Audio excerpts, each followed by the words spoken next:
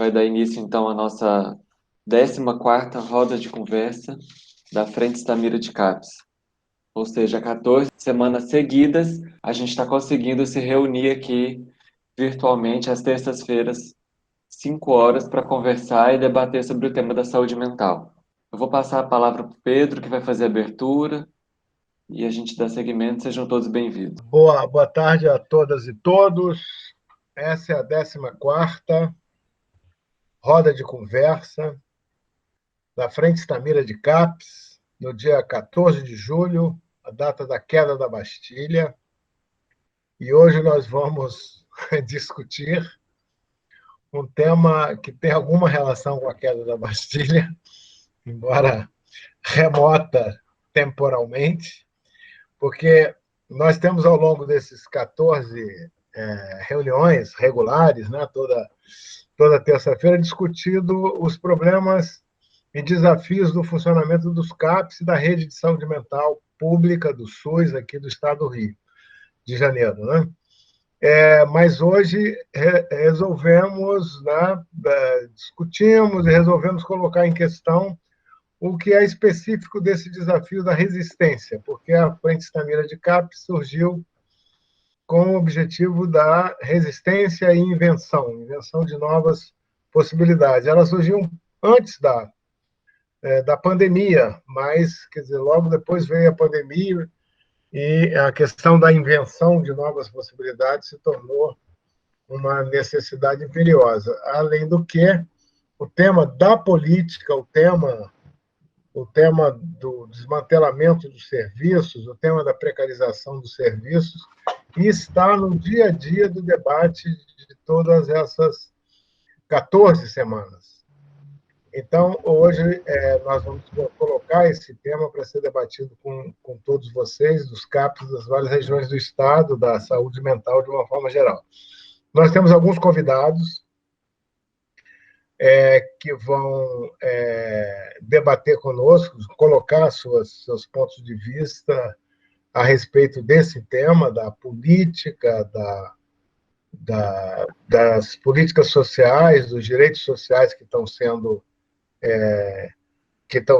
expropriados da população, e também esse contexto de pandemia. É um momento extremamente difícil da história do Brasil, talvez o momento mais delicado e mais trágico da nossa história, mas a nossa palavra é invenção e esperança. Então, vamos fazer essa rodada e eu proponho, viu, Leandro? O Leandro estará, como sempre, aqui na coordenação. As pessoas que quiserem se inscrever vão se inscrevendo pelo chat, mas nós temos, então, os nossos convidados. São vários convidados, vou falar os que inicialmente vão falar, que é o Tiago Melício, que é professor aqui do Instituto de Psicologia da UFRJ e é representante do Conselho Regional de Psicologia. E a Lúcia Souto, que é uma companheira de lutas no campo da saúde pública do Brasil há muitos e muitos anos, presidente do Centro Brasileiro de Estudos de Saúde. Então, vamos falar primeiro o Tiago, depois vai falar a Lúcia, e depois as outras pessoas aqui convidadas vão sendo chamadas e nomeadas para serem também as nossas primeiras pessoas a falarem, e em seguida a roda, como funciona nas outras vezes, a roda circula para a contribuição de todos, tá bom? Leandro, eu passo a palavra para você, então, para você dar prosseguimento. Eu agradeço a presença de todos mais uma vez. Espero que a gente tenha um bom debate hoje, no dia 14 de julho. Obrigado, Pedro. Então, sem muitas apresentações, eu passo a palavra para o Tiago Melício. Bem, boa tarde a todas e todos. Então, como foi colocado, eu sou o Tiago Melício, sou psicólogo, professor do Instituto de Psicologia da UFRJ, estou conselheiro no 16º Plenário de Psicologia. Eu primeiro dizer que assim, é uma honra, é um prazer muito grande, estou muito contente de poder estar aqui com vocês. Eu acho que a Frente Stamira é um local potente para pensar os desafios e as possibilidades de se promover o cuidado em saúde mental, de se promover uma atenção que seja realmente psicossocial, voltada no território, nas necessidades de saúde, um compartilhamento ativo entre profissionais, usuários e familiares. E assim, inclusive tem pessoas aqui que eu conheço e admiro muito, né? E eu sei que eu não vou trazer nada de muito novo, né? Eu acho que vocês sabem muito bem do território que habitam. Acho que a ideia um pouco é compartilhar, fazer uma conversa, né? Tô imbuído desse espírito, né? E pensando nesse tema da tensão psicossocial, resistência em tempos antidemocráticos, perda de direitos sociais e de pandemia, né? Pensando em relação à contextualização desse grave momento que a gente vive, né? Vou retomar um pouco uma fala do Boaventura de Souza Santos, que eu vi recentemente, que ele trata, então, esse momento como uma crise humanitária. E essa grave crise humanitária ajuda a gente a pensar, pelo menos, duas coisas, né? Um, é a total falência dos governos de direita e de extrema-direita para salvar vidas no momento no qual a crise é tão grave. Inclusive, trazendo alguns exemplos mundiais no qual esses governos de direita e extrema-direita não são capazes de salvar vidas, a gente pode pensar em Inglaterra, Estados Unidos, Índia e o Brasil. E qual que é a dificuldade, né, que a gente tem em governos como esses de não conseguir fazer a promoção da vida? É por colocar os interesses econômicos acima dos interesses da vida. E num outro sentido, se a gente vê os outros países no qual, independente do regime político, os que são menos atingidos pela lógica neoliberal, né, de um capitalismo, então, entendido como selvagem, que é disposto a não salvar vidas para manter lucro, é nesses países que tem menos impacto dessa lógica que a gente começa a observar o melhor enfrentamento dessa crise, como em Singapura, Taiwan e China. O que isso mostra para a gente? Eu acho que isso é um analisador para a gente entender que tipo de pergunta que orienta, né, a forma como esses países vão responder. Num país conservador nos costumes e liberal na economia, como é o lema desse atual governo, é um país que tem como pano de fundo a ideia que desenvolver a economia do país é a resposta para todos os problemas, né? Então, nesse sentido, a pergunta que os interessa é como que está o mercado. E a gente começa a parar para perceber que, assim, qual que é a resposta que o mercado tem ofertado para enfrentar a crise da pandemia? Nenhuma, né? Qual que é a resposta de todos aqueles que defendem o Estado mínimo trazem para o contexto da pandemia? Nenhuma. Então, a gente tem um ponto que é muito comentado durante as reuniões, que a pandemia não traz algo exatamente novo, ela agrava, né, as vulnerabilidades já existentes. Então, se por um lado a pandemia não traz algo exatamente novo, ela agrava a vulnerabilidade já existente. E se o mercado e a lógica neoliberal não conseguem dar uma resposta à pandemia, tampouco no contexto de não pandemia, eles conseguem dar resposta. Isso não parece ser uma coisa corriqueira, isso é, na verdade, um ponto central, né? Por isso que, voltando, né, uma fala do Boaventura, ele coloca que no Brasil a gente não vive só um problema de saúde pública, pelo menos dois problemas de saúde pública, né? Um problema da pandemia, do novo coronavírus, e o outro que é muito mais contínuo, perene e avassalador, que é a atual política do governo federal, que representa uma maneira escancarada, de maneira escancarada, o histórico escravocrata, racista, colonizador, machista, homofóbico e de grande concentração de renda que a gente vive no país, né? Mas, assim, isso demonstra, de novo, de maneira escancarada, os interesses de um certo grupo político, de uma elite econômica que coloca esse grupo no poder, né? Então, para a gente daí pensar o que a gente pode estar discutindo de várias perdas de direitos, afinal, são muitos as boiadas a passarem nesse momento que a gente está vivendo, né? Uma coisa que é sempre trazida, mas é importante da gente reforçar, né, o impacto da emenda constitucional 95, né, de 2016, que não coloca só um teto para o gasto público, ela sufoca as políticas públicas, ela inviabiliza as políticas públicas. E daí faz a gente pensar, inclusive, durante a pandemia, que as pessoas não necessariamente conheciam o SUS. E se tem a visão que se tem de SUS, é uma visão de reportagens, de matérias, se coloca as pessoas morrendo nas filas. E se a gente vê, então, que o teto do gasto sufoca as políticas públicas, ele quer inviabilizar as políticas públicas no sentido da narrativa grande e corrente hegemônica em relação a isso, ser a de que a política pública não funciona. Por isso que é importante a gente pensar um enfrentamento e uma análise da emenda constitucional. Num país que a gente vê cada vez mais um avanço de uma desassistência trabalhista, né? Quantos de vocês que estão nos CAPs são concursados, né? Ou tem colegas de vocês de trabalho que são concursados. A gente vê esse avanço da terceirização no trabalho, inclusive no nível terciário de saúde, desconheço se no nível também, enfim, secundário ou no CAPS, tem uma quarteirização, né, da vinculação trabalhista, e além de um efeito que as OS têm feito, que é ou de diminuir a carga horária, ou até de manter a mesma carga horária numa nova contratação e pagando muito menos pelo mesmo trabalho exercido, né? Isso, então, vai minando a política pública e faz a gente pensar o quanto que a proteção da coisa pública pode ser um cenário importante, e para isso a gente precisa também se entender, se compreender enquanto trabalhadores e trabalhadoras, né? Dentro do campo das perdas de direito, a gente também vê como que o avanço das comunidades terapêuticas tem ganhado terreno, né? Muito por um lobby, inclusive hoje foi colocado lá no grupo, né, da frente, que o CONAD aprovou o acolhimento de adolescentes em comunidades terapêuticas. E a gente tem que ficar muito atento a isso, porque daí se você entra no link, você vê que, assim, coloca que a adesão se dará de maneira voluntária e com autorização prévia por escrito dos pais do responsável, de acordo com a regulamentação e respeitando o Estatuto da Criança e do Adolescente.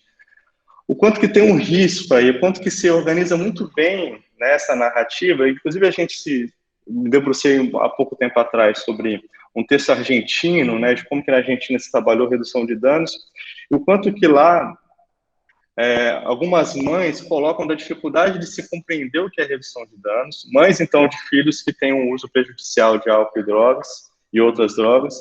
Então, é difícil as pessoas compreenderem a redução de danos, e difícil compreender esse trabalho em rede, o quanto que se vê que se cria uma ideia de que levar para uma fazendinha, levar para um lugar isolado, afastado, seria a melhor estratégia. Eu fui lá e fui... E quanto que isso também aparece em relação, por exemplo, na estratégia de saúde da família. As pessoas, a gente defende tanto, né, para a gente sair do modelo biomédico, do quanto que um acolhimento feito por enfermeiro, se tiver um pessoal do NASF junto, um psicólogo, um técnico de enfermagem, pode ser resolutivo, só que ao mesmo tempo a gente ouve das pessoas, eu fui lá e não fui nem atendido por um médico, que tipo de serviço é esse? Então, um dos pontos importantes é a gente pensar essa disputa de narrativa. Um outro exemplo de perda, né, de direitos é o que a gente também viu recentemente, inclusive no próprio dia 18 de maio, né, em relação à Política Nacional de Atenção Integral à Saúde das Pessoas Privadas de Liberdade, né, da PNASP.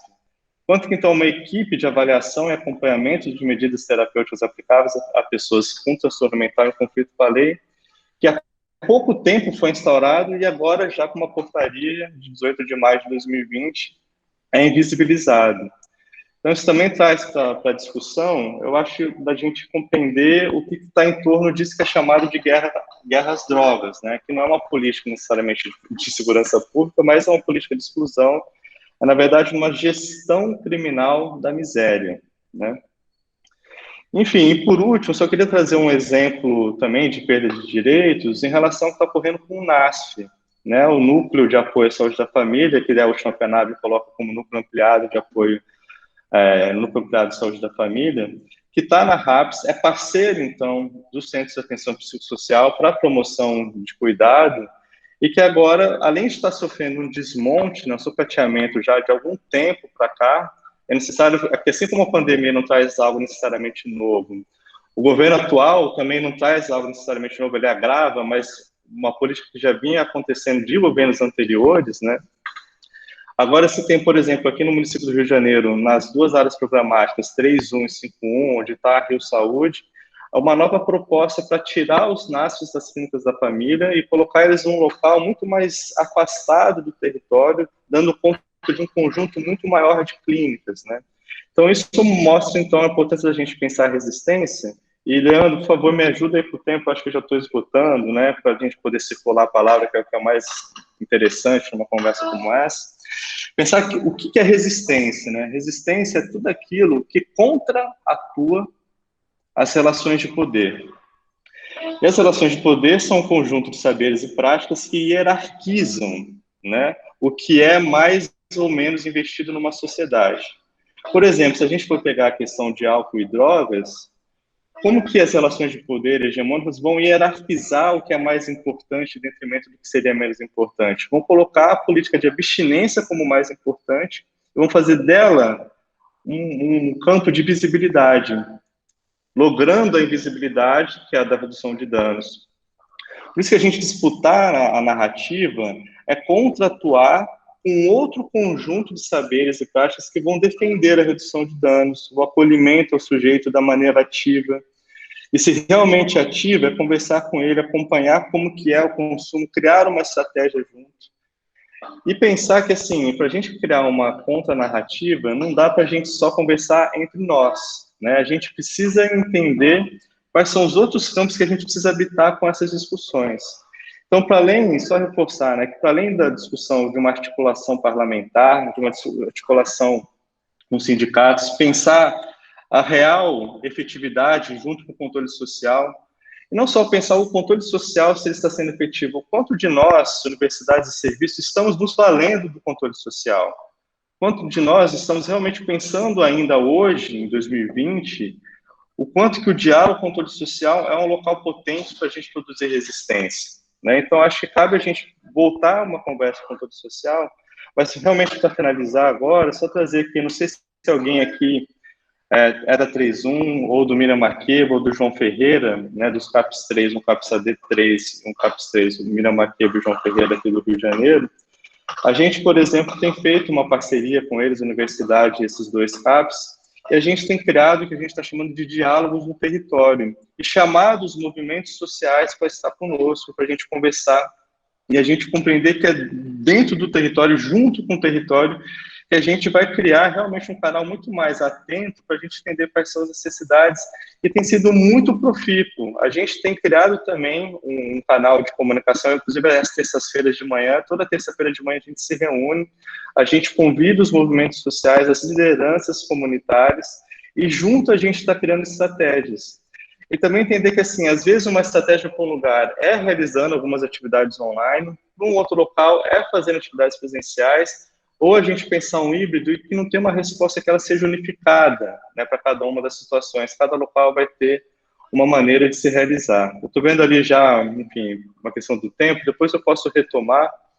Tinha um monte de outras coisas aqui organizadas, mas é que eu acho que é importante realmente a gente poder circular a palavra, né? Entendo que isso é uma roda de conversa.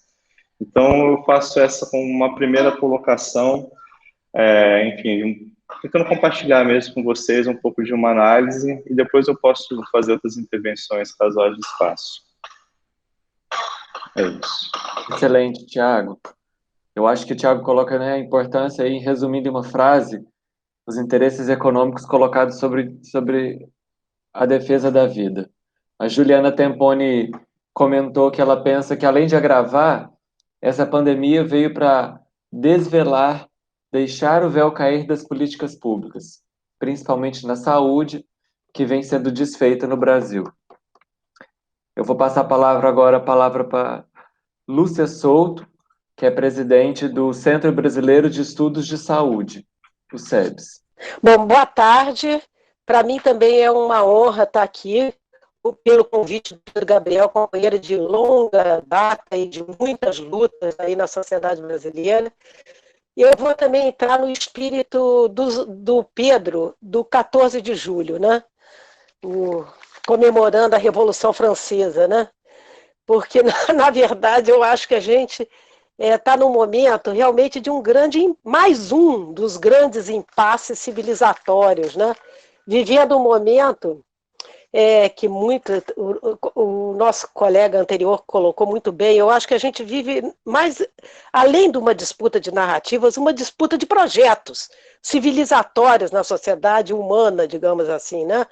E essa pandemia que atinge o mundo inteiro, ela realmente traz situações sem precedentes do ponto de vista de uma crise sanitária, não que não tenham havido outras pandemias, que não existirão outras, mas realmente com essa dimensão e com esse grau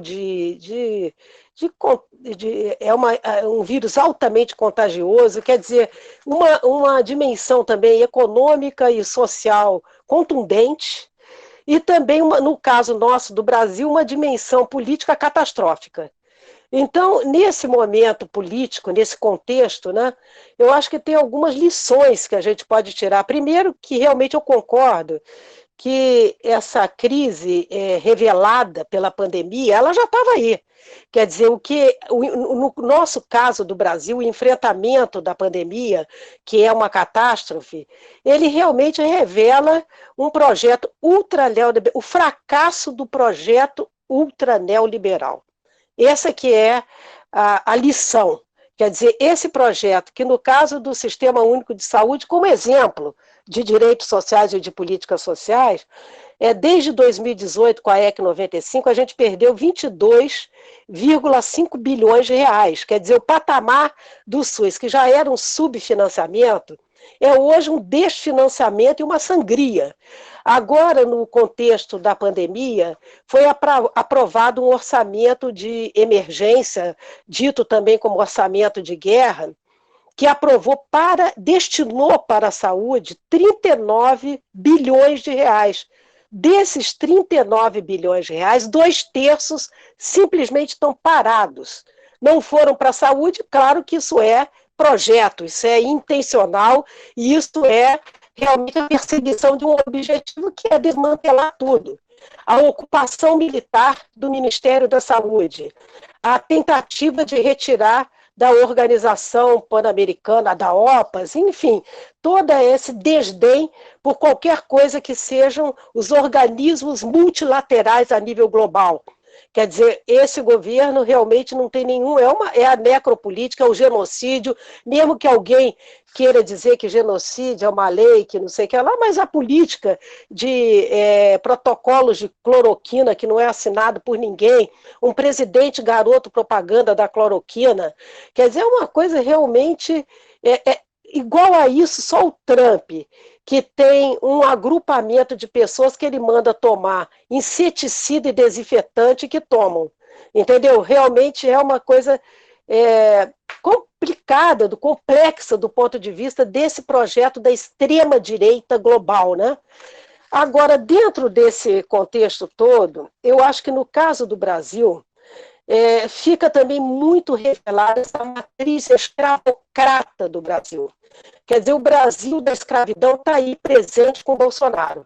Quer dizer, essa ideia de que ninguém precisa ter direitos, da precarização radical da sociedade, que já vem de longa data, porque é bom lembrar que lá na década de 70, quando a gente fazia o movimento da reforma sanitária, o Reagan e a Margaret Thatcher, e ela especificamente, decretou o fim da sociedade, a era dos indivíduos. Ela diz, acabou a sociedade. Por decreto, a Margaret Thatcher resolveu acabar com a sociedade, fez uma queda de braço durante mais de um ano, com a greve dos mineiros na Inglaterra, né, para destruir a classe trabalhadora. Não era nem que ela não pudesse atender às reivindicações, mas o objetivo era destruir, desmoralizar, humilhar a classe trabalhadora inglesa. Não é à toa que quando ela morreu, houve festa em toda a Inglaterra. Todo mundo saiu para a rua comemorando a morte da Margaret Thatcher. Então, na verdade, eu acho que esse contexto todo de luta política, eu estou colocando isso porque realmente é uma luta permanente que nós estamos vivendo, né? Agora, nesse momento da pandemia, muita coisa também está sendo colocada por água abaixo. Essa ideia de que o Estado é o malfeitor, que não tem... isso aí acabou, entendeu? Todos os estados europeus, seja o Macron, seja o próprio Boris Johnson, todos eles tiveram que trabalhar com robustas propostas de proteção social, a renda universal. Isso é uma prática hoje, sendo que em alguns países, como é o caso da França, o Piketty, numa roda lá de debates muito intensos na França, ele coloca agora que você tem que avançar na distribuição da riqueza no mundo, que não é mais possível meia dúzia de bilionários, entendeu? Acharem que o mundo tem que ser a imagem e semelhança da necropolítica deles. Quer dizer, como é que você pode distribuir a riqueza produzida pela sociedade, e tem uma proposta objetiva que é dar 160 mil euros para cada pessoa, como se fosse uma contraparte da herança que não tem. Cada um receber um valor além de uma renda universal, porque já que a gente pode estar se organizando de outra maneira no mundo, que seja de uma maneira solidária. Quer dizer, a dimensão do Estado, da proteção social, dos direitos sociais, ela volta à tona com muita força no debate da pandemia e, quiçá, no pós-pandemia também, porque o que acontecerá depois é aquilo que a gente está fazendo e disputando agora. Quer dizer, pavimentando esse caminho para depois. Algumas reformas que a gente inicia lá atrás, como a Constituição Federal de 88, reformas democráticas do Estado brasileiro, que colocou na Constituição os direitos sociais, como a gente fez na saúde, aquele debate da Constituinte Popular, que foi a 8ª Conferência Nacional de Saúde, mas aquilo sempre foi objeto de uma grande resistência da elite do Brasil. Já o Sarney dizia que a Constituição Federal de 88 não podia ser praticada, depois essa lenga-lenga que a gente vê o tempo inteiro dizendo que a Constituição Federal ela não cabe no orçamento, que as políticas sociais não cabem no orçamento, e por fim chega na EC 95 de que realmente não cabe no orçamento. Quer dizer, o orçamento, nesse momento da pandemia, para dar uma renda de R$600 para a população, é um verdadeiro inferno quando se sabe que para praticar o isolamento social tem que ter uma renda. E, na verdade, para dar 1 trilhão e 200 bilhões para o sistema financeiro, não houve burocracia nenhuma. Quer dizer, é luta de classes na veia. Eu acho que a gente tem que compreender esse contexto, entendeu? De que nós estamos vivendo uma disputa entre projetos que excluem realmente a esmagadora maioria da população com essa matriz da escravidão do Brasil que a gente vai ter que enfrentar para valer. Esse racismo estrutural da sociedade brasileira. Essa é uma coisa realmente ignominiosa. Como é que a gente enfrenta essa situação desse racismo estrutural? E acho até que nesse processo o SUS e a luta da saúde se mostrou muito resiliente, apesar do desfinanciamento, apesar do desmonte, apesar de tudo, se não fosse a existência do Sistema Único de Saúde, a gente estaria realmente numa situação muito pior, né? Nesse debate, o SEBS, aí falando um pouquinho para já ir amarrando a fala, a gente, junto com as outras entidades da saúde coletiva no Brasil, a Abrasco, a Sociedade Brasileira de Bioética, a Rede Unida, e junto também ao Conselho Nacional de Saúde, e diante da completa omissão e projeto de se omitir mesmo do governo federal, resolvemos fazer um plano de enfrentamento da Covid-19 no Brasil. Esse plano de enfrentamento é uma peça política, porque ele é um plano de 60 páginas, tem um resumo executivo e tem recomendações. Ele foi apresentado no dia 3 de julho para parlamentares, para a sociedade, estavam lá várias entidades, inclusive o MST, MST que eu estou dizendo porque realmente é uma expressão viva da solidariedade no Brasil. Quer dizer, nesse momento bárbaro que nós estamos vivendo, eles fazem marmita solidária, organizam uma porção de coisa, como a gente também tem núcleos do SEBS em vários lugares do Brasil que estão participando desse movimento Periferias Vivas, que é outro tom importante da gente mostrar nesse momento, porque as pessoas resolveram que eles querem nos matar, mas nós queremos viver. Simples assim, entendeu? Então, há estratégias de sobrevivência, e essas estratégias de sobrevivência e organização, apesar da negligência total do Estado e da quebra total dos direitos, ela está ali presente como uma força popular muito importante.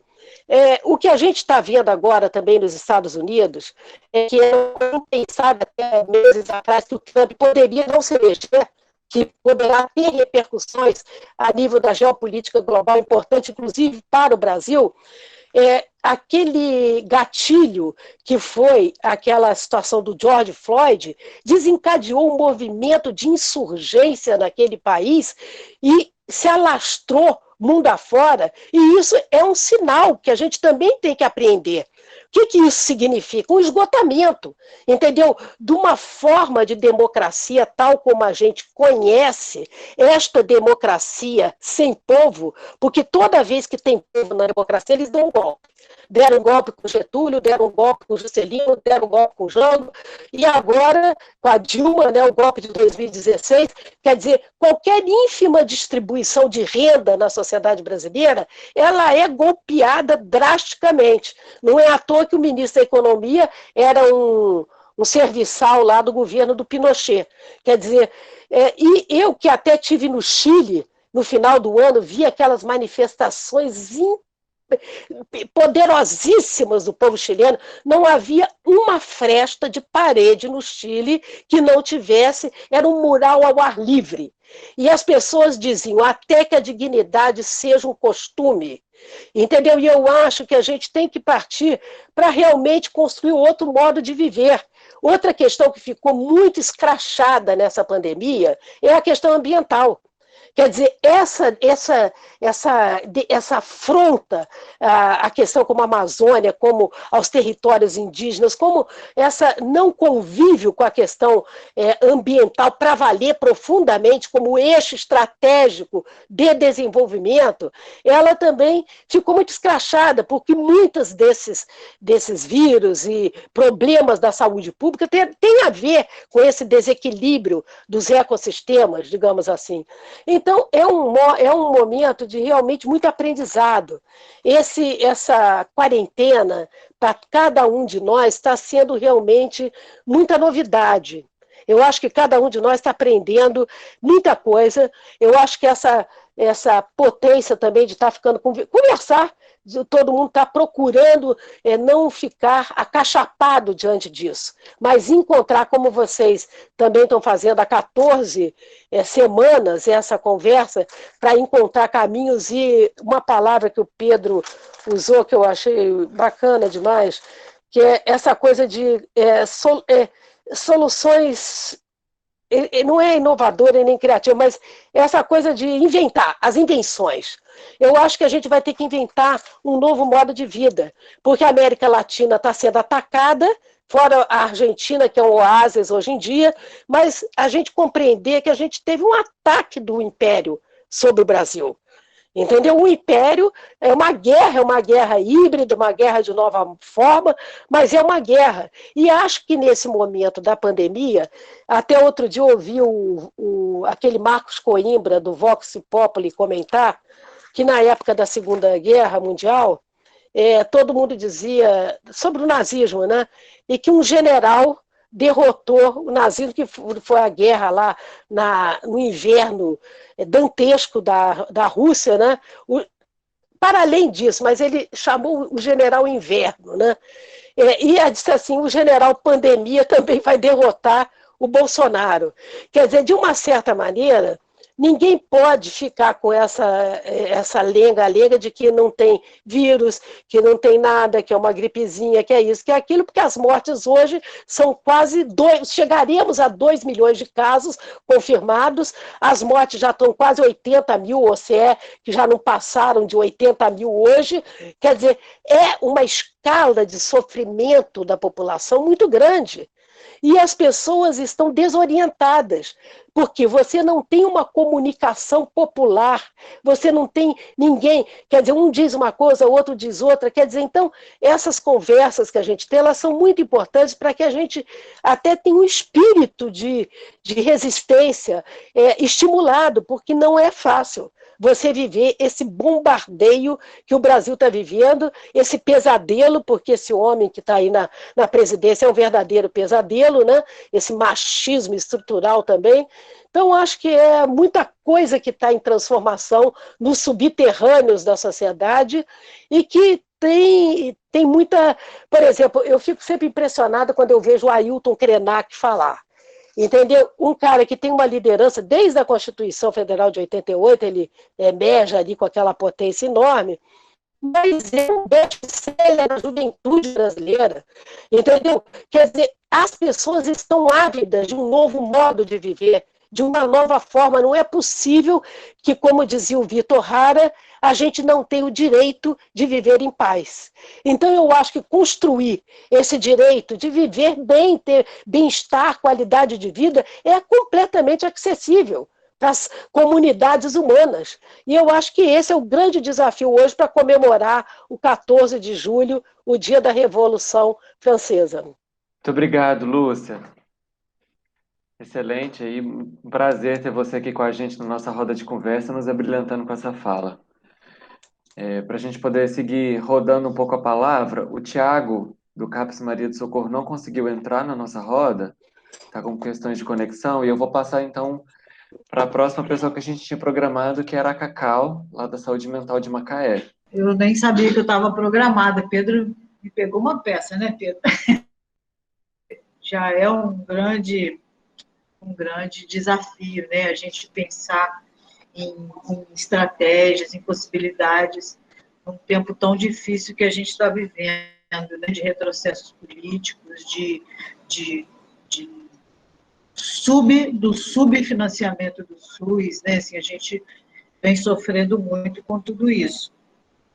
Mais cedo eu estava vendo a mensagem que ele colocou, né, convidando a gente para participar dessa roda, e eu fiquei pensando, assim, que estratégias, né, o que a gente poderia inovar, o que a gente poderia pensar nesse momento, para que a gente também não caísse num desânimo, né, numa sensação de o que eu vou fazer nessa hora, né? Eu hoje estou aqui como coordenadora de saúde mental, não sei, está terminando esse governo, né, assim, e até assim, o último momento que eu estiver na frente dessa coordenação, a gente vai continuar buscando, né, alternativas para que a gente consiga minimamente estruturar e incentivar, né, assim, a RAPS, a Rede de Atenção Psicossocial. Macaé tem uma rede super robusta, né, a gente tem CAPES infantil, CAPES álcool e outras drogas, tem CAPES transtorno mental, CAPES petinho, tem um centro de convivência, tem toda uma rede, né, assim, estabelecida, mas a gente ainda tem muito que avançar, muito que ampliar, né, desse trabalho em rede. Então, assim, o que eu posso colocar é que a gente, nós somos o quê? Uns resistentes mesmo, somos da saúde mental há tantos anos, e a cada dificuldade que a gente passa, eu acho que a gente consegue achar mais alternativas. Eu estou aqui tentando achar para a gente o que a gente poderia ter como uma frente de luta da gente, né? Como que a gente pode resistir?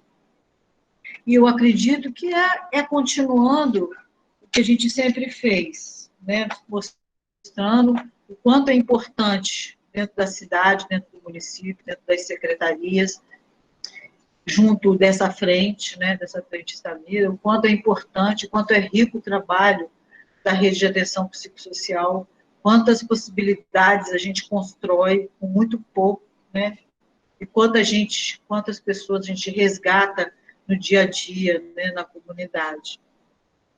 É isso que eu desejo, que eu espero, né, assim, conseguir até o final desse mandato, né, desse governo.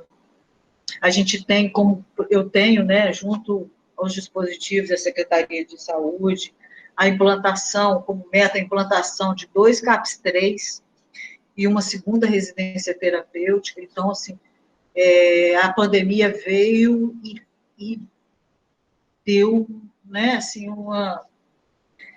quase que eu desisti, deu uma lambada na gente, porque, assim, todos os processos, todas as questões que a gente precisava avançar, foram meio que deixados de lado, né? Assim, porque a pandemia tomou conta dos nossos noticiários, é como se a vida não tivesse mais outra atividade a não ser o enfrentamento a esse Covid. E com isso, todos os outros processos, os outros serviços foram meio um pouco abafados, né? As consultas, tudo ficou muito mais difícil, né? Assim, eu estou aqui num momento extremamente difícil, delicado, tentando fazer os nossos processos avançarem, porque a prioridade é a pandemia, né? Assim, é o Covid, é o enfrentamento a esse vírus, né? Que chegou de uma forma galopante e a gente tem que, ao mesmo tempo, pensar que até um dia desse atrás, né, assim, a gente tinha uma vida completamente social, né, saía, fazia tudo, e hoje a gente não pode fazer nada.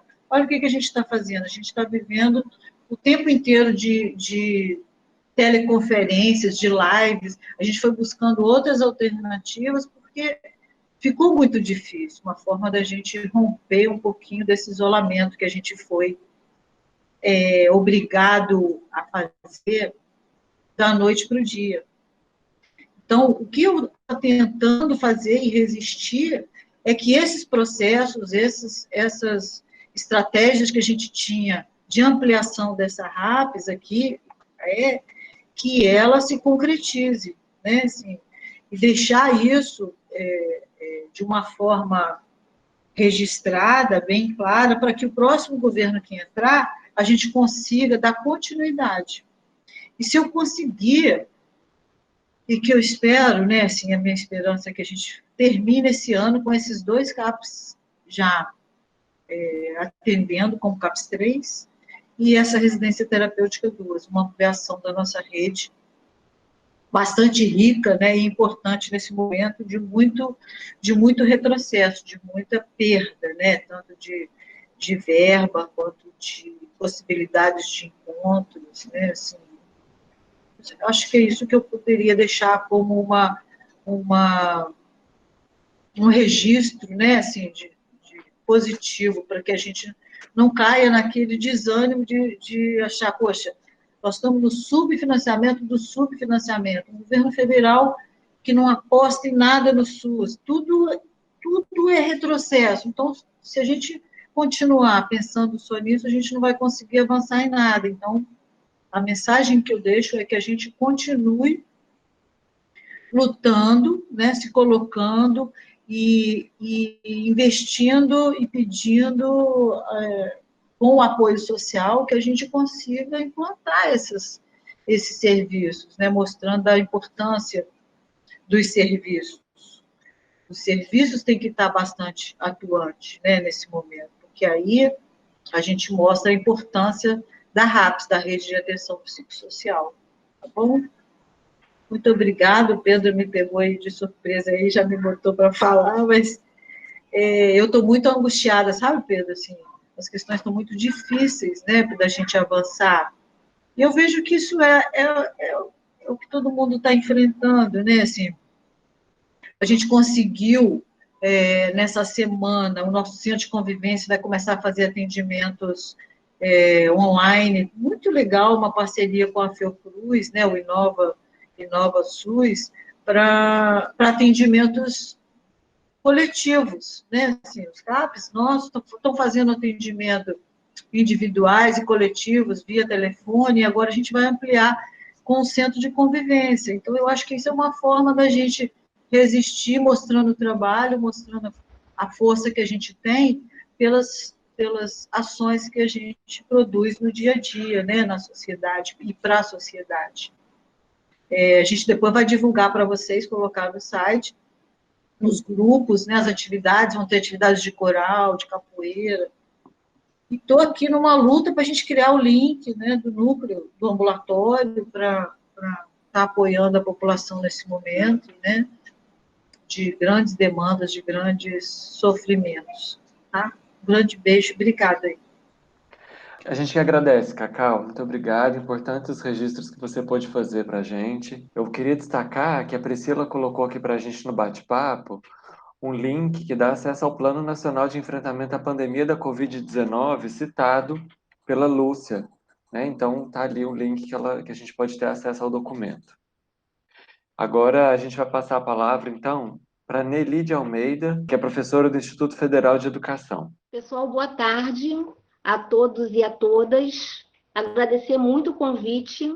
Me sinto também honrada, né? Junto com o Tiago, com a Lúcia Souto e com a Maria do Carmo, de poder estar aí construindo essa roda de conversa, junto com a Frente Stamira. O que eu pensei um pouco foi contextualizar um pouco assim, de que lugar eu falo, né?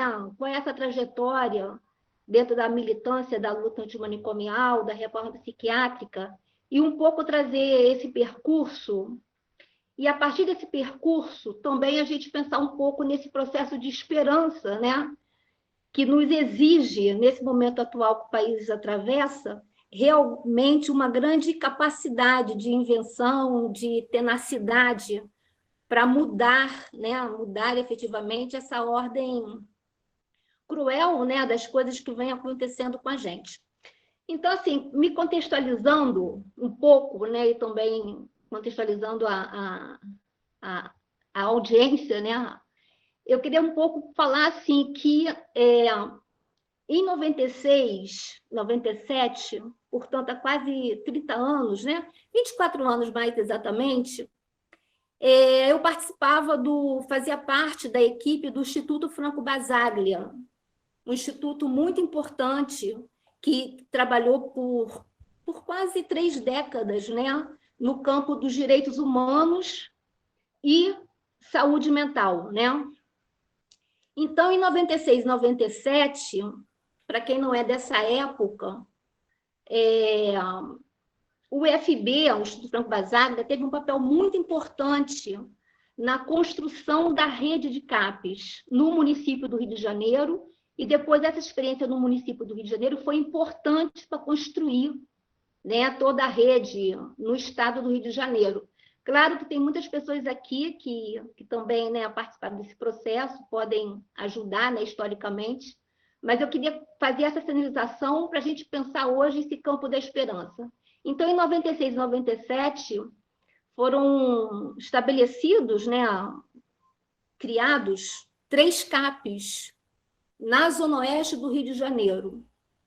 O primeiro CAPs, em 96, que foi o Rubens Correia, né, em Irajá, e depois, simultaneamente, o CAPS Pedro Pellegrino, em Campo Grande, e o CAPS Simão Bacamarte, em Santa Cruz. Por que eu cito nessa experiência da implantação desses 3 CAPs, em 96 e 97? Em primeiro lugar, que não havia a menor institucionalidade para a criação desses CAPs. Não havia regulamento, não havia lei, não havia parâmetro, não havia critério, não havia absolutamente nada. O que havia? Havia um movimento social potente, o movimento da luta antimanicomial, muito potente, num ativismo exemplar pró-direitos humanos, pessoas muito dedicadas a esse campo da transformação da assistência psiquiátrica, experiências modelos, como, por exemplo, o CAPS Itapeva, né, de São Paulo, a própria Casa das Palmeiras também, Nise da Silveira, como uma referência, e um pequeno grupo, junto ao UFB, construiu um primeiro projeto de criação desses CAPs, né? Projeto muito simples, mas que permitiu a inauguração de uma ideia de rede, né? Então, ao longo, essa experiência singular, muito singular, uma equipe, eu vou te dizer assim, mais ou menos 6 pessoas no máximo, e estou aumentando muito. 6 pessoas no máximo escrevendo um projeto, criando condições para que os CAPs pudessem se desenvolver plenamente. As equipes se formaram e, a partir daí, o município do Rio de Janeiro foi, de fato, uma referência, né? Não só para o Estado, como para o Brasil inteiro, na construção de uma rede mais ampliada. Bom, todo mundo sabe que, ao longo desses 20 anos, né, sobretudo após a aprovação da Lei Paulo Delgado, a Lei da Reforma Psiquiátrica, em 2001, houve realmente um lugar aí sim, né, institucional, regulamentado, com várias portarias, legislação, dando substância, né, e dando consistência jurídica e técnica e clínica a essa rede que se ampliou Brasil afora. Então, assim, nessa rede que se ampliou Brasil afora, eu acho muito interessante, porque aí agora eu vou abrir assim, para a gente pensar duas coisas. Uma coisa é a gente pensar que talvez a gente ainda não reconheça, é uma hipótese, eu não estou dizendo que é assim, talvez a gente ainda não reconheça a potencialidade dos CAPs. Quando eu digo a gente, é a gente enquanto sujeito coletivo, né? Um sujeito coletivo, territorial, sujeitos políticos, né? A potencialidade da rede CAPES. A gente não reconhece essa possibilidade, essa potencialidade. E, por outro lado, também, a gente, como uma decorrência disso, a gente também não conhece direito quais são os desafios que estão postos para a gente, quais são os obstáculos que estão postos para a gente. Eu, às vezes, é uma avaliação pessoal, é uma hipótese, né, que eu tenho, reflexiva, de que a gente ainda tem um trabalho a ser feito de exercício, de reflexão, do que se trata um CAPES, do que se trata isso que a gente inventou de cuidar em comunidade, do que se trata essa responsabilidade sobre a vida humana. São questões que eu acho que a gente precisa ainda pensar muito. Então, pensando nas potencialidades dessa rede CAPES, o Brasil, nesses 20 anos, né, 20 e poucos anos, 2001 a 2016, efetivamente, quando houve o golpe na democracia brasileira, e com esse golpe democrático não foi possível avançar, porque a reforma psiquiátrica, o que a gente faz é pura democracia, durante esses 20 anos se criou no Brasil como um território nacional, que né, como a gente costuma falar, né, o Brasil é continental, é um continente, não é um país pequeno, né, ele também não é médio, ele é grande, ele é gigante, né?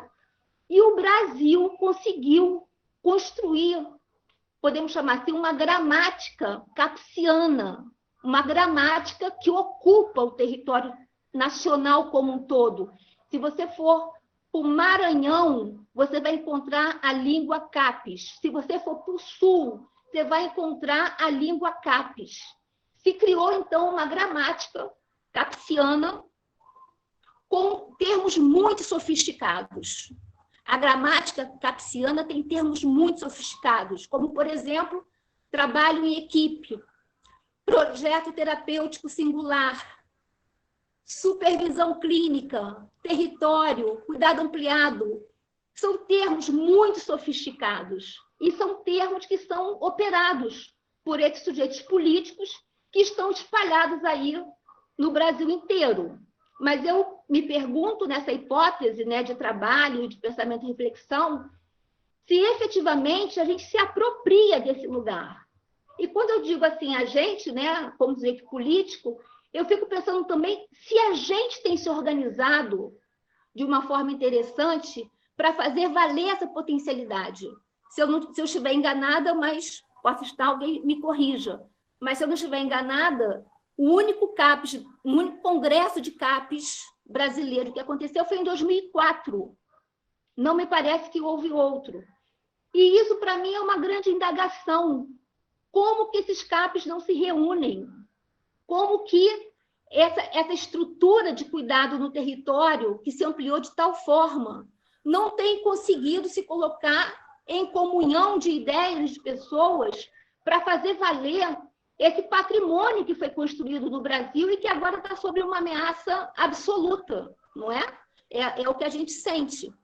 Então, como a gente também não reconhece essa potencialidade, talvez por falta de espaços, né, espaços políticos para que isso aconteça, também a gente não reconhece também os nossos obstáculos, os nossos desafios. A gente não tem ainda um olhar reflexivo para isso. Quais são exatamente os nossos desafios? Quais são exatamente as nossas barreiras, os obstáculos para fazer valer? Claro que hoje cria-se uma excepcionalidade, porque estamos num contexto pandêmico e tudo se agravou, né? Tudo ficou muito difícil. Mas, independente do contexto pandêmico, a gente já vinha com uma grande dificuldade de fazer valer esse caminho longo e esse caminho exemplar que esse trabalho, essa rede CAPES fez ao longo aí dessas 2 últimas décadas e um pouco mais.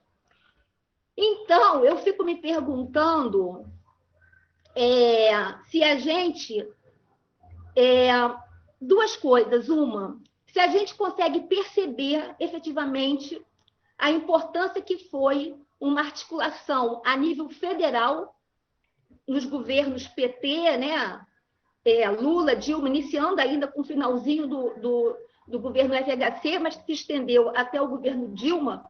Se a gente entende assim, a importância dessa articulação federal, esse Estado indutor de política, esse Estado voltado para o bem-estar social, se a gente entende exatamente a importância desse Estado e se a gente efetivamente, nas nossas práticas, a gente faz valer essa concepção de um Estado ampliado, de um Estado de bem-estar social. Se a gente comparar, né, isso está nos noticiários, os 2 grandes fracassos no controle da pandemia vêm dos Estados Unidos e vêm do Brasil. Justamente 2 grandes estados que se recusam a ocupar o lugar de centralidade na condução da pandemia. E nós estamos nisso. Então, eu fico me perguntando se a gente tem feito essas reflexões no sentido da gente identificar quais são essas barreiras, quais são esses obstáculos. Nesse sentido, eu vou concluindo para dizer o seguinte: eu penso que cada vez mais a gente precisa, nesse momento pandêmico, colocar o Estado entre parênteses, porque nesse momento específico a gente não vai poder contar com o Estado, porque todo o Estado, nesse momento, ele está comprometido, para ser sintética, com a necropolítica. Então, a gente precisa ter, ao mesmo tempo, uma ideia de um Estado que nos garanta, um Estado que lhe seja garantidor da vida. Ao mesmo tempo, a gente tem que saber que, nesse momento, a gente não pode contar com o Estado. E, com isso, a gente ser capaz de uma auto-organização, da gente ser capaz de inventar, né, novas formas de existência, como lá em 96, 97, que 6 pessoas criaram 3 CAPs, no Rio de Janeiro, na Zona Oeste, onde nada acontecia. Então, a gente precisa, eu não sei nem se é voltar, porque não se trata de voltar, porque os tempos são outros. Se trata da gente olhar para o futuro e garantir que a gente se coloque num lugar permanente de formação, de reflexão, mas que a gente saiba defender melhor os nossos sonhos, né? Na verdade, é um pouco isso, né? Defender um pouco melhor a nossa capacidade de pensar o mundo, transformar o mundo e querer efetivamente um mundo melhor. Finalizando mesmo agora, para compartilhar com vocês essa reflexão, eu costumo dizer o seguinte, que quando a gente lutava contra os manicômios, quando a gente fez uma grande luta, né, de transformação da ciência psiquiátrica, que foi luta, muita luta nessa história mesmo, a gente achava que estava tentando mudar o passado, que a gente estava tentando mudar a ordem das coisas num certo passado. O fim dos manicômios, o fim de uma assistência hospitalar, o fim do confinamento. Hoje eu fico achando que todo momento de luta nos preparou para esse momento presente, nos preparou para termos altura e capacidade de enfrentar esse ataque. Então, hoje, nós somos pessoas à altura, um estatuto de grande capacidade de transformação desses desafios muito gigantes que estão sobre nós. Então, era isso, eu queria agradecer muito e dizer que vida longa à frente da mira. Muito obrigada. Nelly, eu preciso concordar com os comentários aqui no bate-papo, falas inspiradoras, e eu acho que você falou e fez provocações importantes aqui para que a gente possa seguir refletindo, e vou também dizer vida longa aqui aos CAPs, a gramática capsiana. Vou passar a palavra para a Júnia, saúde mental lá de Búzios. Oi, gente, boa tarde. É muito feliz falar depois da Nelly, porque eu fui formada pelo IFB. A Nelly começou a contar a história aí, né, lá de trás do IFB, e eu aprendi a fazer saúde mental lá, né? E quando ela fala da criatividade, né?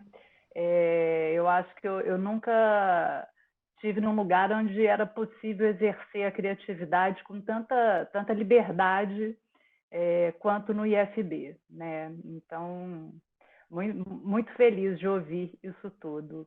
E eu concordo, sabe, Nelly, assim, com tudo que você falou.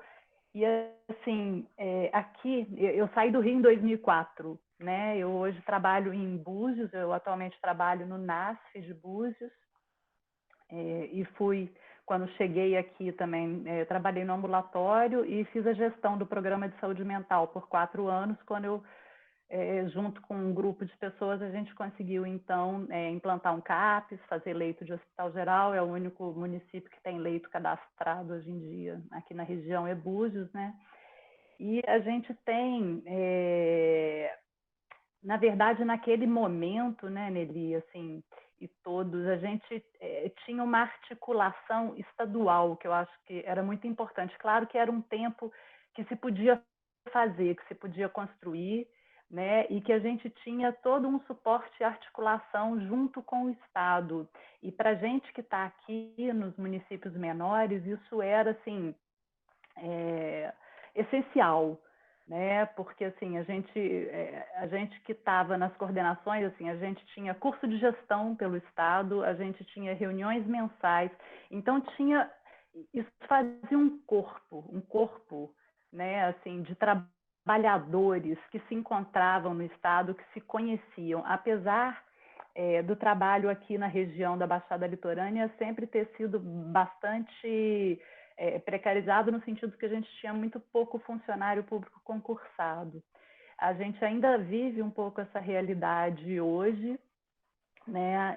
Em alguns municípios, como Búzios, a gente conseguiu fazer concurso, a gente tem um CAPS com profissionais praticamente todos eles concursados, e alguns outros municípios também, mas a gente vive uma precarização muito grande. Então, apesar da gente ter trabalhadores que foram formados nessa lógica, na lógica do CAPES, na lógica da intersetorialidade, numa lógica que a gente busca, né, de contato com controle social e etc., eu acho que toda a precarização do trabalho que vem aumentando cada vez mais, ela tem produzido uma desmobilização muito grande, né? Então, aqui na região, acho que o Estado vai sofrendo isso e aí a gente vai desmobilizando nos municípios. Eu acho que isso aumenta as impossibilidades e aí nesse tempo de pandemia e de precarização com esse governo,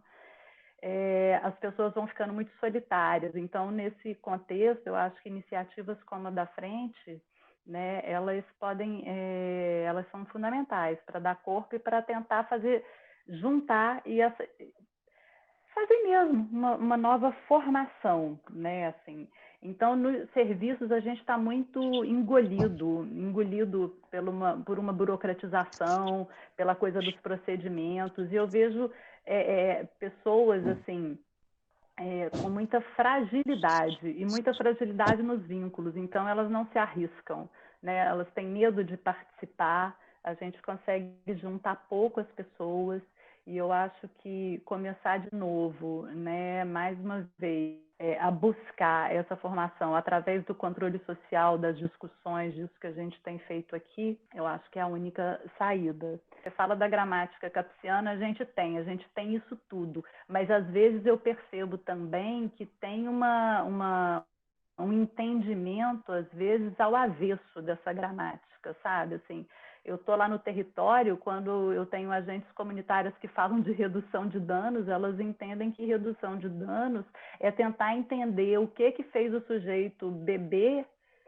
na vida para poder tirar dele esse trauma para ele parar de beber. Então, tem uma lógica completamente equivocada do trabalho, né? Eu vejo os CAPs também, em muitos momentos, com uma dificuldade de pensar essa articulação com o controle social, com o para fora, que é exatamente o que vai nos possibilitar estar junto de novo e construir alguma coisa e poder ter criatividade para retomar. né? Então, assim, não sei se isso tudo ajuda, mas eu acho que a gente precisa seguir nesse caminho da frente, e seguir no caminho de mobilização, mas junto com todo o Estado, né? Assim, a coisa dos centros de convivência virtual, se utilizar das novas tecnologias, né? A gente não tem conseguido, mas eu acho que agora é o momento, né? Acho que é isso, precisou disso cair dessa maneira para a gente poder aí novamente se encontrar, mas eu acho que o caminho é esse. Obrigado, Júnia. Algumas pessoas estão fazendo perguntas aqui no bate-papo e talvez seria interessante a gente abrir depois, então, agora que a gente vai ter a última fala, a gente então abre e aí as pessoas poderem falar sobre isso que estão colocando aqui. A Viviane faz uma pergunta para a Cacau, né? A Fabiane faz uma pergunta para a Nelly e a Priscila, né, comenta aqui sobre a crise dos estados. Vou passar a palavra então para a Luciana Aleluia, lá do IPUB. Boa noite a todos, gente, que alegria, assim, que responsabilidade falar depois da Nelly, da Júnia, e quanto que a história está viva para mim, né? E aí eu sou Luciana, sou enfermeira, atualmente eu estou no IPUB desde 2013 no concurso, mas assim, a fala da Nelly me toca de várias formas, né? Eu acho que a gramática capsiana, ela foi apresentada a mim, inclusive, quando eu entro no IPUB. Quando eu passo no concurso, né, em 2013, as pessoas que estavam, né, que trabalham na assistência, me chamavam a mim e as outras 5 enfermeiras que entraram de enfermeiras capsianas. Então, adorei, aí já entendi a gramática. Então, estava super representado o CAPS dentro do Instituto de Psiquiatria. Então, é uma alegria. Uma alegria também relembrar, né, que o IFB foi o meu primeiro emprego, em 2003, quando eu termino a residência, eu vou trabalhar na Saúde Mental de Niterói. O CAPS Pedro Pellegrino, eu vi que a Abimael está aqui também, foi um cenário de prática da residência. E Júnia, que foi minha preceptora na antiga Casa do Engenho. Então, assim, eu estou tensa em terminar essa fala, porque foram falas, né, de pessoas que estavam muito próximas e que me ajudaram na formação. E dizer, assim, um pouco, né, para vocês desse lugar, assim, Pedro faz isso com a gente, ele convida para a gente falar em cima da hora, então a gente vai aqui tentando organizar as coisas aqui, mas a gente acha que é importante também, né, e pensar que, assim, né, qual é o movimento que a gente vai fazer de resistência, né, nesse contexto? Eu acho que é isso, né, e aí todas as pessoas que falaram antes de mim falaram disso, né? Nós estamos vivendo em tempos antidemocráticos, né? E aí isso para a gente que tem a democracia, que trabalha com o sujeito, que precisa deixar esse sujeito ser protagonista. Esse é o nosso exercício, esse é o nosso trabalho, né, diário, para garantir, né, um cuidado que seja centrado nele, né, promover as ações que assegurem o direito da pessoa que sofre, né, que sofre diferente, que está na vida diferente. E aí, as demandas do hospital, né, elas de fato são totalmente diferentes. A gente, né, não acreditava que em 2020 a gente ainda estaria com o hospital psiquiátrico ainda, né, compondo, né, a nossa rede, infelizmente, mas ele está colocado. Mas eu acho que a gente tem um mandato enquanto hospital, né, psiquiátrico, universitário, que eu acho que tem um peso ainda um pouco maior, que é um pouco o que a gente vem construindo no trabalho. E aí, o que a gente tem feito de resistência, eu fico pensando assim, quais são as resistências que tem dentro desse instituto?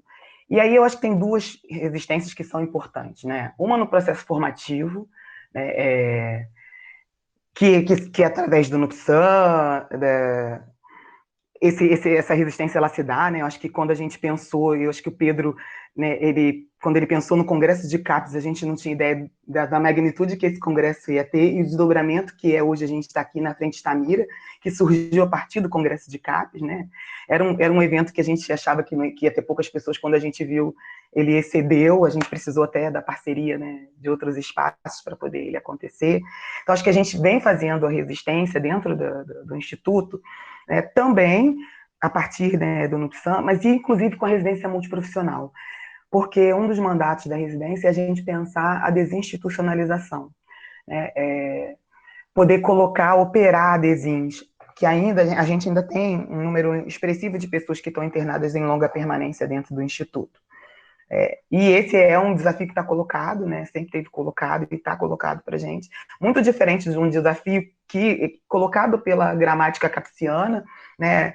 Mas a gente também tenta trabalhar o território, a rede, essa relação com a família, com o contexto do sujeito, a relação de um sujeito que está para além só de fazer uso abusivo de uma substância, né, psicoativa. Então, isso está colocado para a gente no trabalho, e esse é o desafio, né, é mexer com esse instituído que é um hospital psiquiátrico, dentro de um contexto universitário que tem, né, que tem discursos, às vezes, muito diferentes, né, na maioria das vezes são discursos muito diferentes, com uma prática também extremamente diferente, e está colocado, e isso a gente tem feito, né, garantir, assim, hoje eu diria para vocês que o que a gente também tem feito resistência, que é garantir para essas pessoas que estão hospitalizadas que o cuidado ele tem que ser integral, e não precisa ser integral dentro de uma instituição, a gente precisa garantir que o acompanhamento clínico ele seja fora, mas seja um acompanhamento clínico respeitoso. Isso não é fácil, né? Se a gente vive num momento antidemocrático, então poder garantir um cuidado para um pobre, para um negro, para um LGBT, um índio, entre outros que estão aí, né, compondo fora da elite, né, estão marginalizados, garantir que essas pessoas sejam atendidas e respeitadas, né, num contexto integral, isso está colocado para a gente. Quando a gente precisa transferir alguém para um hospital clínico e saber que ele está contido durante o período inteiro que ele foi para esse hospital clínico, que nem um banho ele tomou, né, porque o mito ainda está circulando, né, o mito que envolve essas pessoas que são marginalizadas, ele está aí, né, e a gente tem feito esse exercício, e isso é através também desse trabalho que a gente tem feito aí também, junto com o NUPSAN, a residência multiprofissional. Esse trabalho está dado dentro do Instituto. Queria só dividir um pouquinho e agradecer, né, por essa roda, que está maravilhosa, como as outras também, não tenho dúvida, né? Cada roda a gente sai com possibilidades e um ponto de O2 de trabalho. Obrigada, uma boa noite a todos. Muito obrigado também, Luciana. Então, agora a gente está com a palavra livre aí, a gente, né, vai seguindo com a nossa roda até em torno de 6h30, como de costume. A Fabiana fez uma pergunta para a Nelly, colocou o que eu não gostaria de falar, e a Nelly viu, não sei se a Nelly já quer responder. Se eu estou trabalhando com o conceito de Gramsci. Isso, quando você fala em estado ampliado, se você está trabalhando com o contexto de Gramsci. Quero dizer para a Fabiane que eu não sei responder essa pergunta. Eu tenho até vontade de responder. Isso eu tenho uma vontade assim, de ler Gramsci, entender melhor, sabe? Mas eu não sei se de verdade, se essa ideia, né, desse estado ampliado, do estado não monolítico, né, um estado que você vai construindo por forças hegemônicas e contra-hegemônicas, se isso realmente é Gramsci. E por isso que eu sugiro, inclusive, isso, né, como é importante a gente ter espaços de formação para a gente poder se situar melhor. Se a Fabiane puder, ela perguntou, talvez ela possa dizer um pouco mais. Eu devolvo a pergunta para ela. Então, a gente segue com a lista aberta para quem quiser falar, se inscrever. Guilherme entrou agora, pergunta se vai conseguir assistir depois. Provavelmente sim, a gente vai conseguir colocar esse debate depois no canal do NUPSAN no YouTube. Viviane dos Santos, eu estava vendo aqui, pergunta o que a gente pode fazer na prática para conseguir efetivamente financiamento federal das novas unidades, né? Sim, Viviane, como coordenadora aqui do município de Macaé, eu faço parte de um grupo condutor do estado da região norte, né?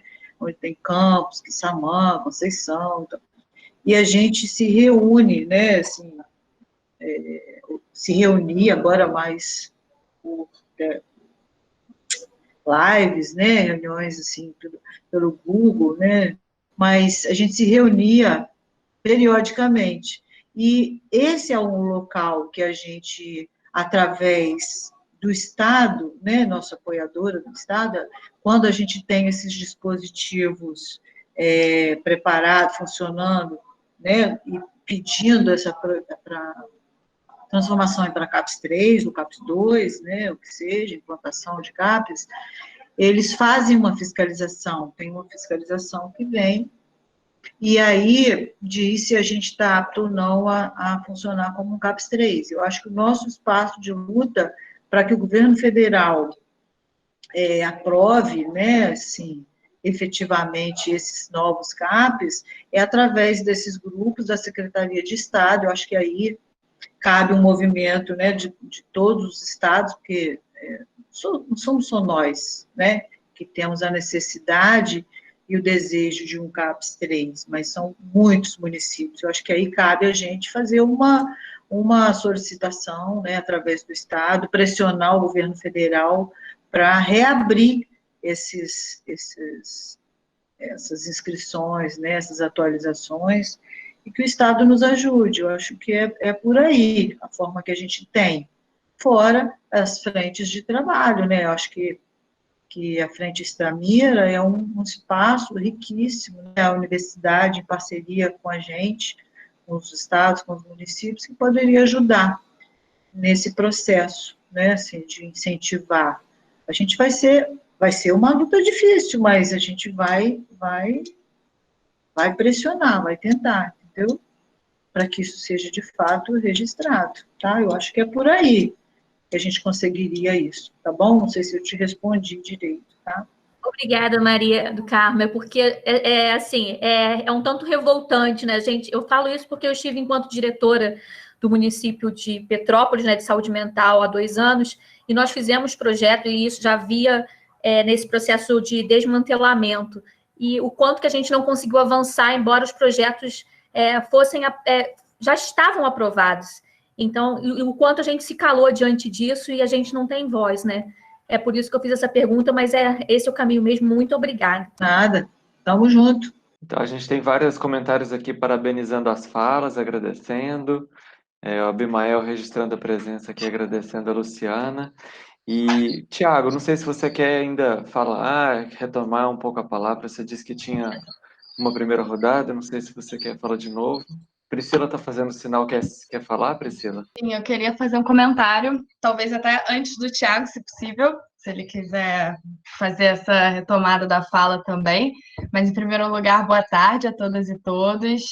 Muito potente essa roda, muito bom estar podendo ouvir todos vocês.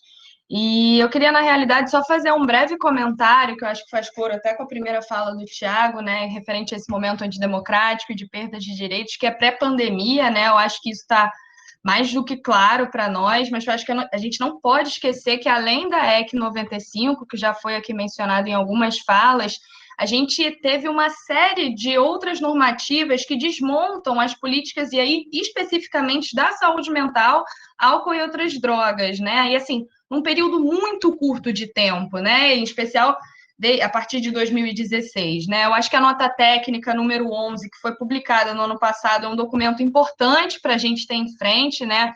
Eu acho que enquanto uma estratégia possível, a gente realmente precisa pressionar o Congresso Nacional, os nossos parlamentares, porque, assim, só essa nota técnica, eu estava aqui abrindo ela de novo, ela traz 10 normativas, né? E aí em vários formatos, resolução de CIT, de portaria interministerial, gabinete do ministro, de resoluções de CONAD, enfim, vários formatos de normativas que a gente não pode deixar passar em branco, né? E a gente tem que realmente pressionar para ter algum tipo de retorno. Eu não sei se, enquanto coletivo, a gente tem um pouco mais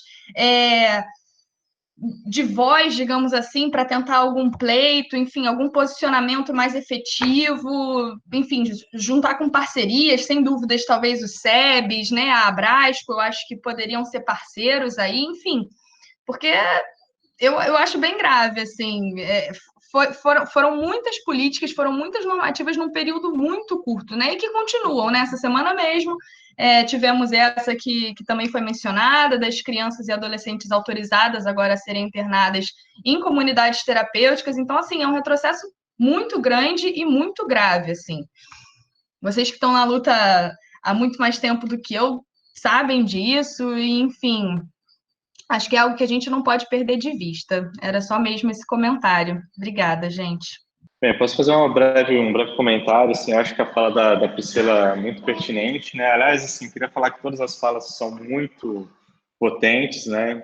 Dizer que eu gosto muito de estar sempre tendo a oportunidade de encontrar com a Nelly, a gente agora se encontra semanalmente, né?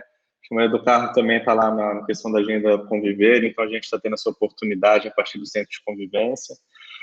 Eu acho que as formas de resistência elas têm que ser o mais diversa possível, né? A gente está falando tanto em inovação e criatividade. É claro que a gente pode pensar em manter, e é importante a gente ter isso em mente, né? Dos canais institucionais também, assim. A gente tem que ser tanto criativo, mas também não perder de vista, né?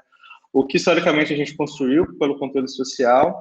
E, por exemplo, falando em relação ao Conselho Regional de Psicologia, o sistema conselhos, né? O sistema de categorias profissionais, junto com os sindicatos, é muito importante que eles também façam esse tipo de organização para conseguir uma articulação parlamentar mais organizada e efetiva, né? Por exemplo, a psicologia, no final dos anos 90, ela teve um momento que foi muito profícuo para isso.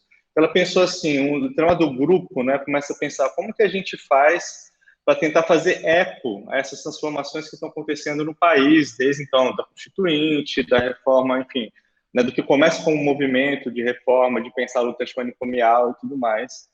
Eles pensam, por exemplo, em 3 tripés, né, para poder fazer dialogar a psicologia em todo o país. Um tripé é exatamente o sistema conselhos de psicologia. Então, como que os conselhos regionais poderiam se articular entre si a partir de uma articulação do Conselho Federal? Agora tem os outros 2 tripés. Um outro tripé é uma organização das entidades. Então, por exemplo, a psicologia fez o FENPB, né, que é uma Federação Nacional de Entidades de Psicologia, para justamente promover essa discussão no âmbito nacional, juntar as entidades num fórum específico de entidades e dessa junção, desse fórum, conseguir promover algumas pautas. E um terceiro movimento foi o FENAPS, que foi a Federação Nacional de Psicologia, juntando todos os movimentos sindicais de psicologia no Brasil. Eu acho que essa experiência, né, juntando, então, Conselho de Classe, Sistema Conselho de Psicologia, CRP e CFP, FENPB, que são as entidades, e FENAPS, que são as federações de sindicato, e organizar isso de uma maneira coletiva, isso promoveu e produziu muita força e uma capacidade, tanto uma capilaridade de tentar entender as discussões de diferentes níveis pelo país, mas também da gente conseguir força numa articulação parlamentar, né? A gente conseguiu algum avanço numa esfera educacional recentemente, né? Apesar de ser uma coisa um pouco problemática, ver como que isso vai ser regulamentado, ter uma preocupação de não gerar um sistema de controle, de fazer a psicologia estar a serviço do controle, da disciplina, mas a questão de garantir a participação da psicologia em escolas foi uma coisa que a gente conseguiu por uma articulação parlamentar, né? Então, agora é um momento que é importante que a gente faça isso. Apesar de ser um momento que, assim, a gente pouco consegue avançar nesse nível institucional, por ver que tipo de, não só o governo, mas, enfim, todos os parlamentares, ver como está difícil essa discussão lá. E por isso que eu acho que aqui, por exemplo, eu acho muito bom ouvir as diferentes falas. Eu acho que tem um ponto, né, que uma coisa que aconteceu no Brasil e que garante muito uma diversidade, por exemplo, que a gente vê na universidade a partir das políticas afirmativas, né, sistema de cotas, isso traz uma outra forma de colocar os problemas, e fala, por exemplo, do limite, por exemplo, do meu lugar de fala, né? De me entender enquanto homem, branco, de classe média.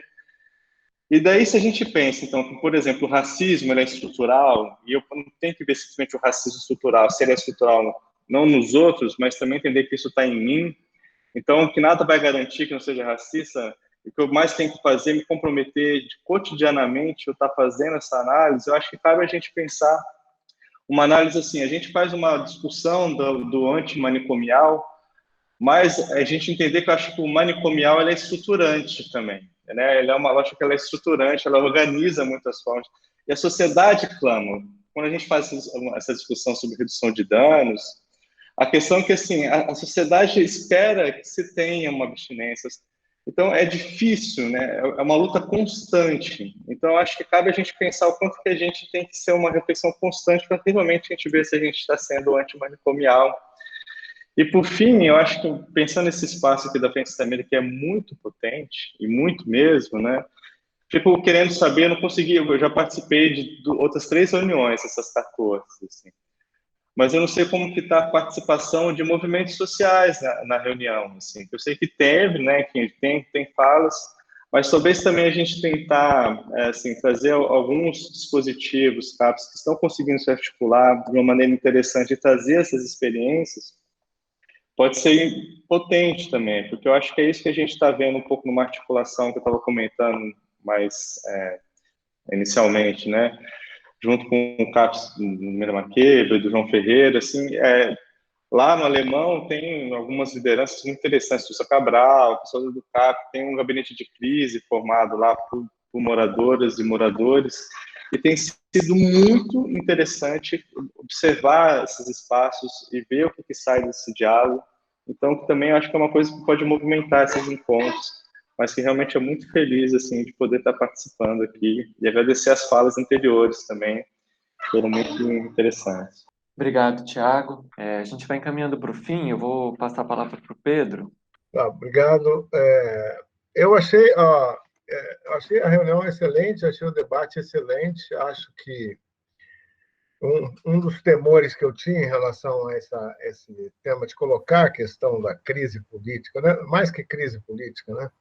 É um colapso da democracia no Brasil, quer dizer, é uma coisa maior do que uma crise, e que vem, na minha leitura, vem desde o golpe de 2016, né? O golpe de 2016 permite tudo, permite tudo.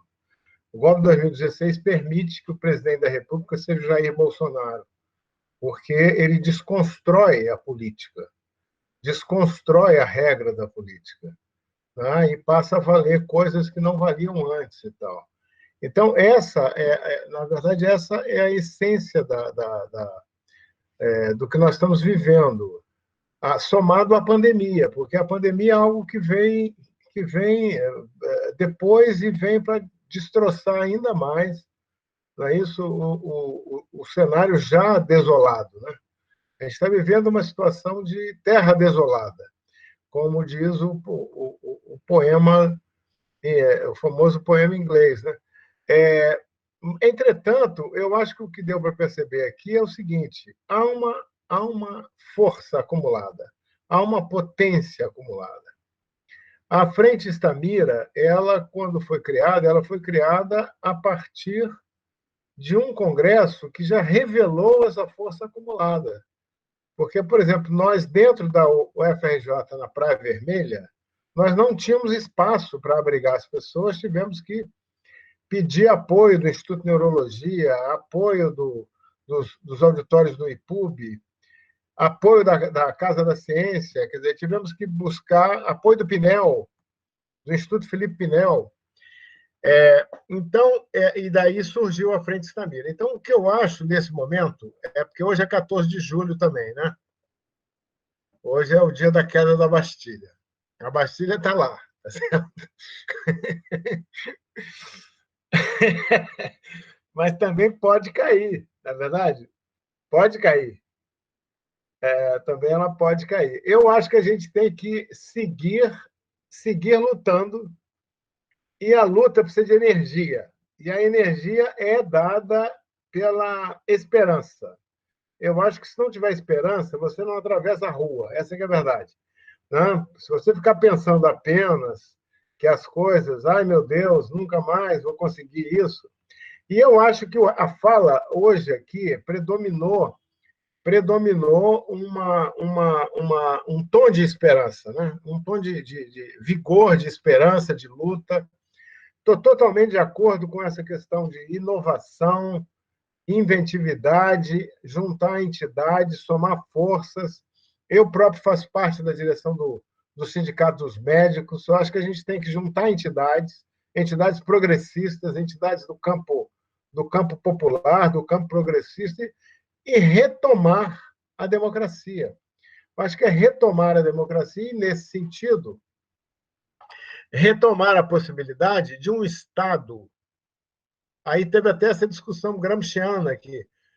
Retomar a possibilidade de um Estado que possa, de fato, intervir na iniquidade social. Na iniquidade. Um Estado, ele é ampliado porque ele é contraditório, mas é através do Estado que se conseguiu fazer essa rede potente de CAPs. Não foi sem o Estado. A Nelly contou a história do início, aqui no Rio de Janeiro, de um grupo de pessoas, pequeno, nós sabemos quais são essas pessoas, porém foi necessário a construção de articulações políticas que tornassem o Estado, estou falando do Estado, não é o Estado Rio de Janeiro, comprometido com a criação dessa rede de serviço. E por que comprometido? Por que ele se tornou comprometido?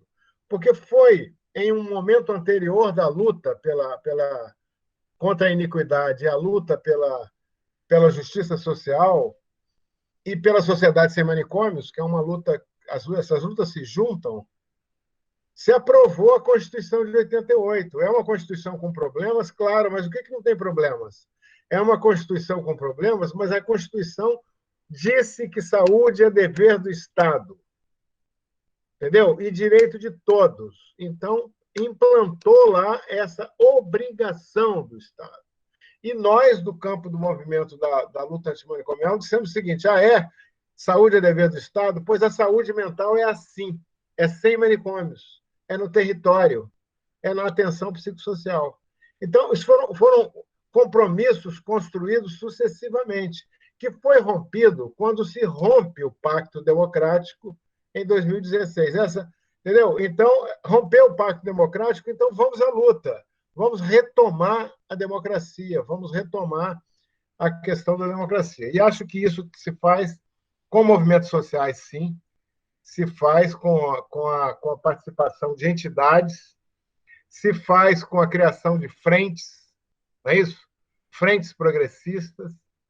E eu acho que a gente está... Eu considero também a Frente Stamira uma frente, porque ela também busca ampliar esses apoios, ela busca sempre se ampliar.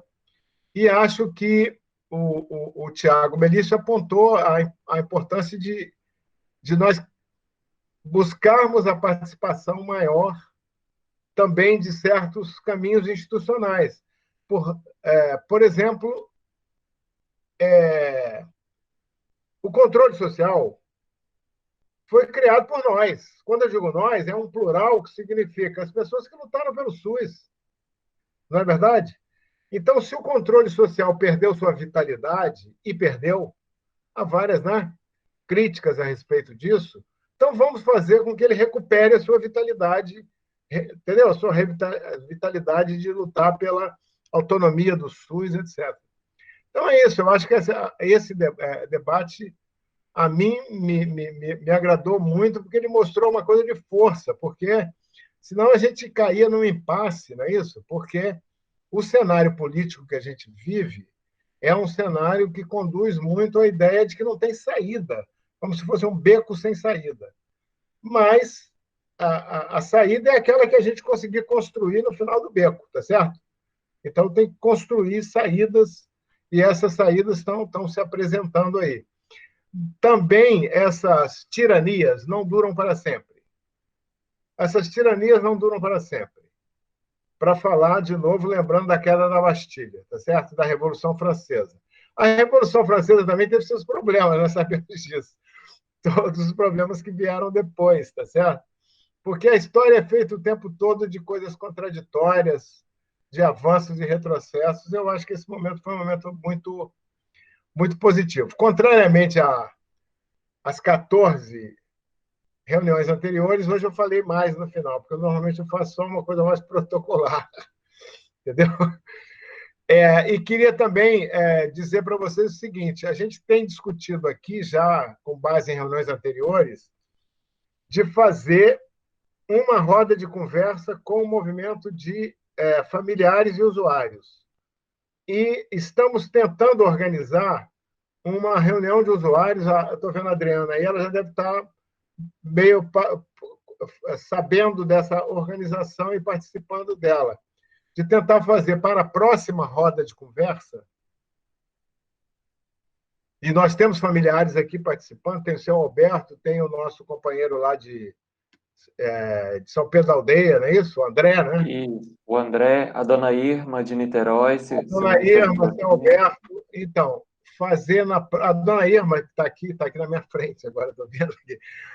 A gente fazer na próxima uma roda de conversa com os familiares e com os movimentos de familiares, para seguir na linha de que é a missão mesmo, quer dizer, que se atribuiu à Frente Stamira, né?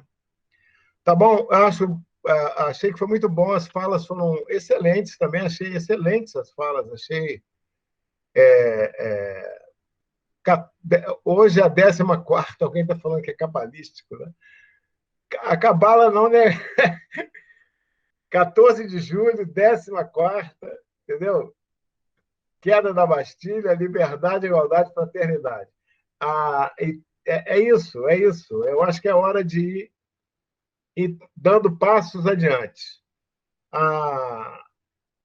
Por lembrar da Revolução Francesa, antes da Revolução Francesa, tinha um autor muito citado pelos revolucionários, que é o Etienne Laboétie, que é o autor do livro chamado Discurso da Servidão Voluntária, cujo argumento central é o seguinte: por que os tiranos existem? Porque nós esquecemos de dizer não.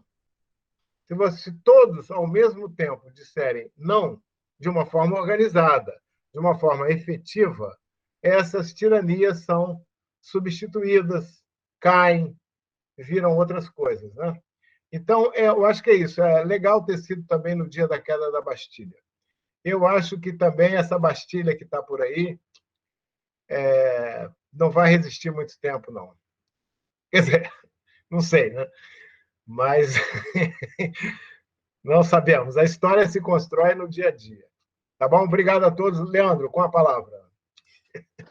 Obrigado, Pedro. As pessoas estão dando palmas. E, além disso, eu acho que já fica a proposta para a 15ª roda sobre a participação dos usuários e familiares, né? Então, a gente tem o seu Alberto, a dona Irma, o Alexandre Madureira, que também é usuário que acabou de sair da sala, estava aqui presente também. Então, acho que... ele voltou. Então, a gente já tem aí pessoas para poder participar com a gente na próxima semana. Agradeço a participação de todos e até a semana que vem.